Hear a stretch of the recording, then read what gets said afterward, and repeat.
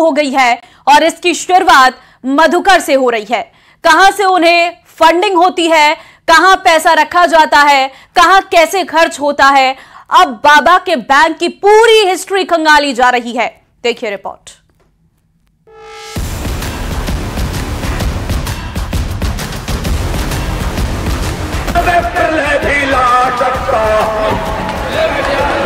ये विश्व मिटाने के लिए मैं प्रयत्न हुआ हूं। जिसके पास आप है देखिए क्या घूम रहा है, श्री कृष्ण परमात्मा की ज्योति के जो विराजमान है।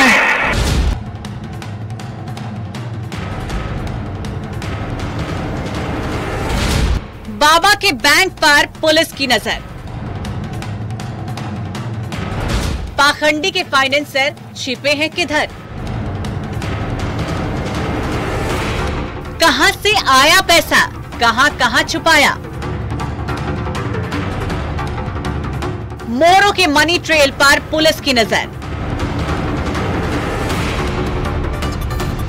सैकड़ों करोड़ का साम्राज्य, आलीशान आश्रम, प्राइवेट आर्मी, यूनिफॉर्म, लग्जरी गाड़ियों का काफिला, ये सब कुछ यूं तो नहीं चल रहा था। इस खेल को हर दिन जारी रखने के लिए बाबा एंड कंपनी कहां से पैसे लाती थी? किसके खाते से कितना पैसा मधुकर जैसे मोहरों को मिला?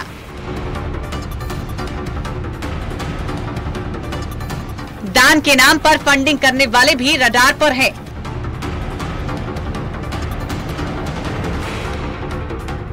मधुकर के पास कितनी संपत्ति, कितना पैसा है?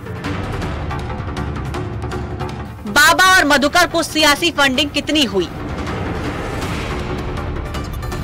इन सब पहलुओं की जांच होगी।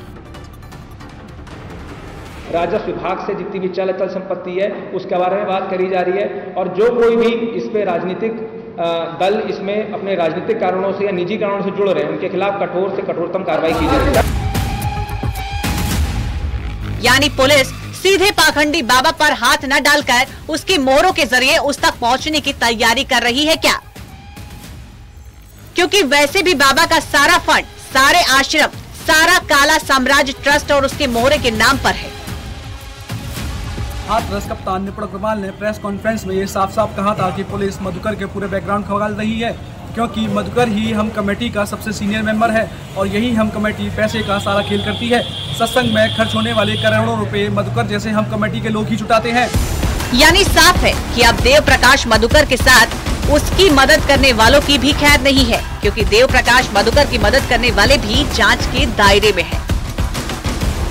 अभी इनके विस्तृत बैंक खातों की डिटेल्स खंगाली जा रही है, पत्राचार करा जा रहा है, आयकर विभाग से बातचीत करी जा रही है, राजस्व विभाग से जितनी भी चल अचल संपत्ति है उसके बारे में बात करी जा रही है और जो कोई भी इस पे राजनीतिक दल इसमें अपने राजनीतिक कारणों से या निजी कारणों से जुड़ रहे हैं उनके खिलाफ कठोर से कठोरतम कार्रवाई की जाएगी। देव प्रकाश मधुकर के बैंक खातों और मनी ट्रेल की जांच के लिए आयकर विभाग और राजस्व विभाग की मदद ली जा रही है।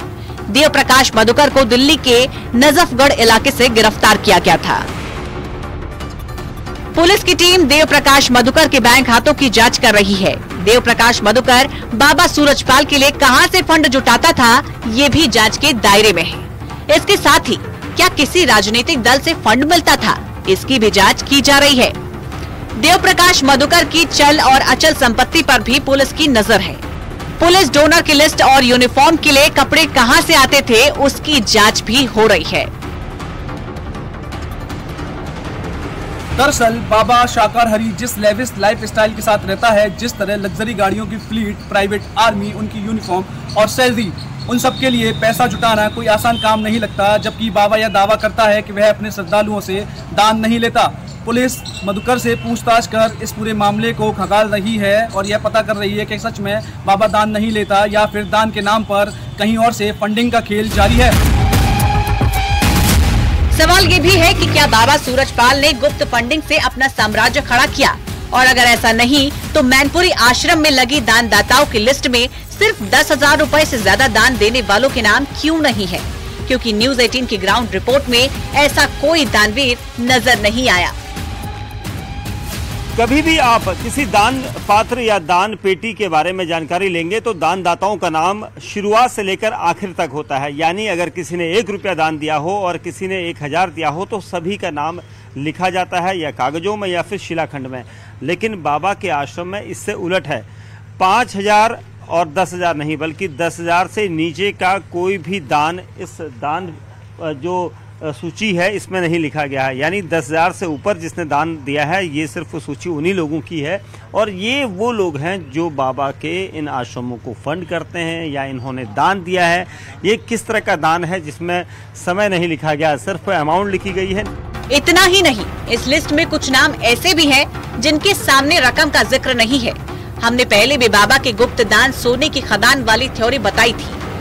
इस पूरी लिस्ट में यहाँ के नहीं बल्कि कई राज्यों के लोगों के नाम हैं जिन्होंने ये दान दिया है। ये दान इसे कहेंगे 10,000 से लेकर ऊपर की जितनी रकम होती है सिर्फ उन्हीं के नाम हैं और उससे नीचे किसी का नाम नहीं है। जबकि नीचे जो 5,000 4,000 उनकी कोई लिस्ट नहीं है। तो ऐसे लाखों लोग हैं, क्योंकि बाबा के एक सम्मेलन, सत्संग के सम्मेलन में लगभग 2 से 3 लाख लोगों की भीड़ होती है और हर कोई दान देकर जाता है और उसकी रकम बहुत ज़्यादा होती है जिसे छुपाया गया है। और ये इस तरह की लिस्ट है जो अलग अलग तरीके से यहाँ पर जिन लोगों ने अपना दान दिया उनको रखा गया है। तो बाबा की जो बाबा को फंड दिया जाता है वो कहाँ से दिया जाता है, कौन लोग हैं इसके पीछे, इसकी जानकारी अब यूपी पुलिस करेगी।